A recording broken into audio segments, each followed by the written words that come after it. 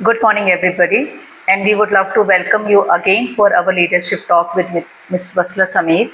She is a Senior Vice President with the Canara HSBC Insurance, and we would love to hear her thoughts because she definitely have a lot to share with us as her experience is too vast. So first of all, Vatsala, we would love to welcome you on our platform. Thank you so much. And it is our pleasure to have interaction with you, and we would love to hear your experiences and what all you have with you, because this is a platform which we use for everybody, including the young generation who wants to enter into the field where we are. So I will start my first question with, which is really connected with today's generation.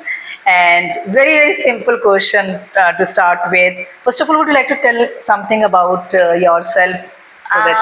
So first of all, thank you, Samta, for having me here. I think we've been trying to get this on for a very long time. Finally, I see your office, and I'm really proud of you. Thank you for making me part of your journey.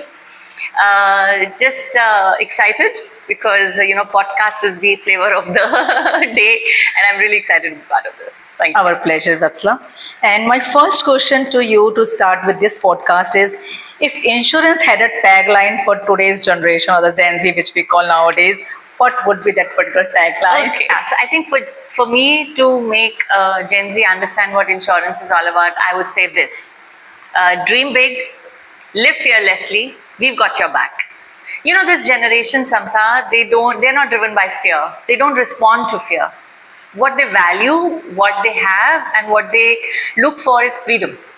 And insurance does exactly that. Insurance gives you the freedom today so that you can dream big, so that you can follow your goals, so that you can have those audacious goals and leave the future secure in the hands of the insurance company. Leave the future of your loved ones secure. So that's what I would say. And in their language, I would say life insurance, because your fam deserves a bag. I hope I got that right. Very true. And I love the reasoning which you have given, because today's generation definitely is very much different from what we have gone through, and it is good. They don't have any fear. Yes. And I used to think that taking an insurance was like a pain or an expense. That is what I think, that is why the penetration of insurance was not as good as it should be, considering the population of the India we have. But I think that today's generation understand the importance of the freedom. Yes. They also understand the importance of insurance. That is why I have seen lots of Gen Z or lots of young generation asking so many questions Pertinent questions. Yeah, and they are very direct. They are not the one who think that we will look after the policy paper after some time, and which is very good for the future of the insurance company. So thanks to the generation of today for that. So my second question is pertaining to, if you were not a lawyer or a company secretary, what role in the insurance sector would you have tried for a day? Think about like Anil Kapoor of Nayak. So I think the answer is very clear in my mind, and that's claims. Not one day. I would probably like to do a short stint in claims, because claims, Samta, is the reality of insurance. Whatever you do, you design products, you draft agreements, you do operations, you source business. Eventually, the final truth culminates into claims. If you pay all genuine claims, that is the purpose of existence of an insurance company. So, being there, making sure that the relatives and the loved ones of the customers, in their time of need, we are there for them. Experiencing the empathy, making sure that processes are simpler, making sure that people who are here to, we are here to fulfill the promises that our customers had made to their loved ones. So claims is that one single point that I'd like to, because that is the final truth of an insurance industry. And actually, I think you are right, because that is the stage which is the real test of insurance sector, because that is the most critical time when the person is looking for forward the services which he or she is expecting. And I completely agree that, and that is definitely, I think your company should give a thought about it, giving the role to you for that. But having said this thing, if I ask you, what is that particular one myth about the insurance that you want to disappear forever? Yes, there is one myth that I would want the world to dispel about insurance, and that is that insurance is just an expense. it is not just another expense. It is your investment in your future. It is the most valuable financial decision that you can take so that your future is secure. See, nobody has seen what happens 20 years from now. You're very busy living your today, right? So this expense that you do when you make your monthly balance sheet and you deduct it out of your thing, please don't think that it's just an expense. It's actually an investment that you're doing in your future, and a very important one at that. So I think that's one myth that people need to come over it. And the second, sorry for another myth that I want to continue with, is that I don't need insurance. I think that's also very one big myth that people have कि मुझे insurance की ज़रूरत नहीं है. I have my investments and all. But please remember that insurance has its own benefits, and that is one a financial product which will stand by you in your time of need in the future. I completely agree, and it's just a coincidence. Yesterday I was in one of the conference, or I will say celebration event of the ICSI NIRC, and there we were talking about some fund which is called a CSBF fund. It is similar Yes, to the yes. insurance and one-time payment, and a lot of talk was there around one-time contribution, because that exactly the expectation that at the time of the need, your investment may or may not support, but your insurance contribution of a small amount Yes. will definitely Absolutely. help you a lot. So I completely Totally agree, yeah. So next question I am moving towards, although I have mentioned that looking back your 15 years, so I will rectify my statement. I will say looking back your more than 2 decades of experiences with multiple insurance sectors, what has been the highest or the biggest transformation you have witnessed in the industry? I can imagine that the extensive experience you are carrying from the time when the insurance just started Yes. and started booming after the regulatory framework has come into the picture, and we have spent some time together in one of the good insurance Yes. company. So what is that thing you want? Yeah, Santa, I think you and I will both know the answer, because we have seen the industry go from where it was to where it is today. I think when we both started in the insurance sector way back when the private sector had just opened up, I think that time things were mostly paper driven. Processes were longer, and digitalization or technology played a very small, relatively a smaller role. But that's not the thing today. Regulations are more mature. Technology is playing a big role. Data is playing a big role. AI is playing a big role. You have AI-driven processes in place. You have video calling in place. You have video verification. You have video KYC. And customers don't have to go through that pain of, taking photocopies, signing, giving it to you. Everything is happening digitally. You have AI-driven underwriting today. Claims, the timelines have shortened. Digitization is playing a bigger role. So, and then another big thing I'd like to talk about is the level of governance. Because the way, when we started, we, as an industry, when we started, we had just about started, and governance was just building up. Today, the governance, our regulator, the regulations have matured enough to make sure that first and foremost, the policyholder interest is protected. So all that we do when we are from 9 to 6 in an insurance company working, one person should always stay in our mind, which is the policyholder, making life easier for him and her, making processes easier and simpler to understand, making language simpler to understand, is where the insurance industry is moving towards today. So I think digitization and automation has played a big role. True. In this transformation. I completely agree, because with the passage of the time, I think the industry has now become quite mature. Yes. Earlier, when we started the journey, governance, compliance, all these things were required by one department. Yes. And they were the one who were like, I will say, were held to be responsible to take care of the compliances and ethics. And that was a pain area, I will say, for them, because everybody expect compliance to be, I remember somebody used to tell me we will have a provision for the non-compliance, and I used to react, really?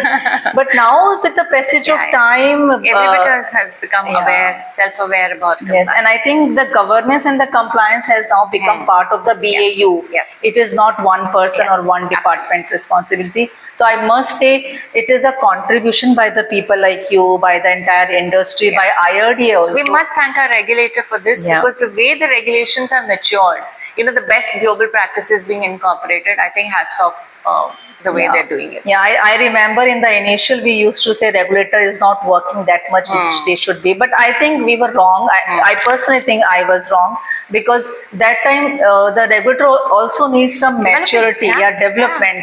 And but now we have seen that it has come now. With this, I will move to the next question, where I would love to ask you, what one decision in your career that significantly shaped your leadership style?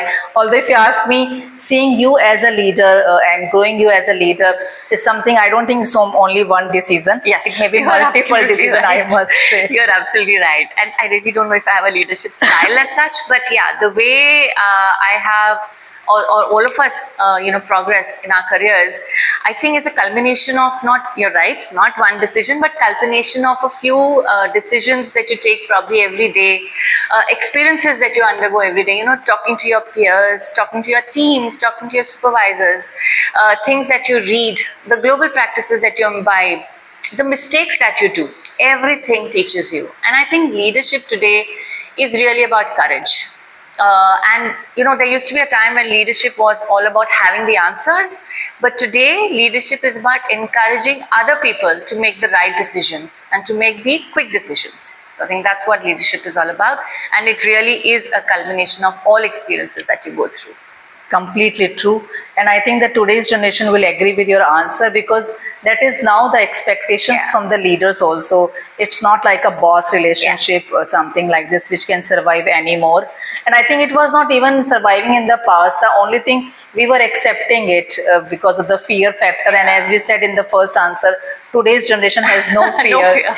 So they are very clear what they expect from the leadership role.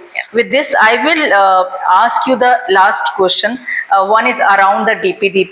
And because now we are handling lots of DPDP, so and it is a time where everybody is talking about, although sometimes I feel we are little late on the DPDP front. But if I ask you, what should insurance company prioritize to maintain that particular trust, keeping the DPDP into the consideration?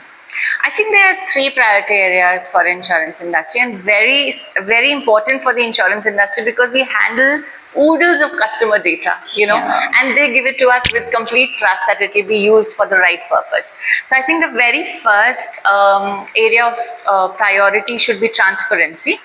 The customer has to know what is the data that you're collecting and why you're collecting it. I think the second would be governance, making sure that privacy is not just a tick on the paper, that you actually mean it. That privacy of customer data is embedded in all your processes. So that's governance, and it's handled with care. And lastly, I would say culture. Culture of a company, Samta, to understand that privacy of customer data is not the role, like you said, of one department, of the IT department or the risk department. It is a role of everybody who's interacting directly with the customer, who is handling customer data sitting in the back office, and literally everybody has the responsibility of privacy, and that's the culture that has to be built into a company. So I think governance, transparency, and culture are the three priority areas that all insurance companies need to dwell upon. So if you ask me, based on our experience, which we are dealing on the DPDP matters, first two, like you talk about the governance and the transparency, I think the industry has reached to that level. The only thing which we are personally experiencing is a cultural issue. Culture change. That is something which in India people really need to understand. And beautifully, if you see, the terms which have been used in the DPDP law is the data principle and the data fiduciary. And I love these two, both the words, because data principle, all of us are data principle, and we are all fed up with the misusage of the data. And secondly, the expectations of the organization to be a data fiduciary is something which is not even the term which is there in DPDP, is not in the other laws. Because we understand that as a data fiduciary, we are the trustee of the data which we are carrying. So I think the first two maybe are about to reach, but third thing is which is a big challenge. It'll take time to embed. That is something. And But as I said, we are already quite delay on the DPDP front. So I think on the cultural part, the industry has to run little fast on Because that. sometimes the implementation, the on-paper implementation is going to be easy. There are going to be SOPs, there are going to be processes, there's going to be a checklist. But like you said, the culture, embedding of culture will take time. So that automatically I'm handling something really sensitive. I have to be careful about it. True. That's going to take a little while. Yeah, and I think the responsibility should also come from the data principal who share their data without even giving a second thought. We just press the button of the our mobile phone, etc., and just share the data. Correct. And that is something that culture is not only from the perspective of organization across. So with this, we are closing our first round of discussion with Ms. Vatsala Sameer, and we will have our second round of discussion, which will be a rapid fire and which will be hosted by the another host of today's generation. Thank you.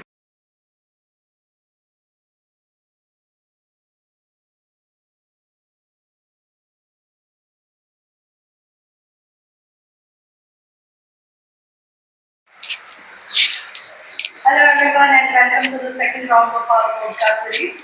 So thank you so much Vatsala ma'am, Thank you, we are delighted to have you with us today. So before starting our second round, one question comes in my mind. So do you think AI will replace professionals? I think, Vaishnavi, that's a right question you're asking, because this is one question that's on mind of everybody, because the world as such is promoting AI in a big way, and professionals who've been in the in the world for very long and now have this question in their mind. But my answer is very clear: AI will not replace professionals, but AI will definitely make better professionals. There is this human touch, that sense of negotiation, the empathy, the judgment, which I think no AI can replace a human for. Having said that, I will say one thing, and I'll say that very responsibly. AI will not replace professionals, but professionals who use AI constructively and efficiently will definitely replace professionals who don't. Okay, thank you so much for sharing your insights. So now I would like to ask you, if you had to define trust and leadership in just one word, so what would it be?